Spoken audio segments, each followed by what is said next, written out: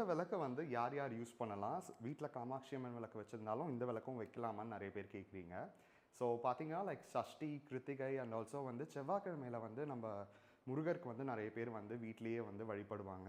So அவங்க எல்லாருமே வந்து இந்த விளக்கும் வந்து சேர்த்து வச்சு நீங்கள் வந்து அந்த நாட்களில் மட்டும் யூஸ் பண்ணலாம்.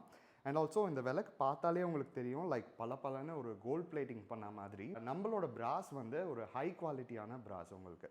ஸோ அதனால் உங்களுக்கு வந்து அந்த ஃபினிஷ் வருது உங்களுக்கு. இப்போ நம்ம பார்த்துட்டு இருக்கிறது விளக்கோட ஒரு க்ளோசர் லுக்.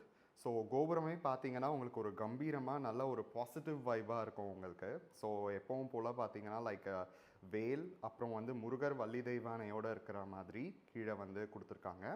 அண்ட் ஆல்சோ வந்து இதில் இன்னொரு ஸ்பெஷாலிட்டி என்னென்னா பின்னாடி வந்து உங்களுக்கு வந்து சட்கோணம் வித் ஓம் சரவண பவாவோட வருது.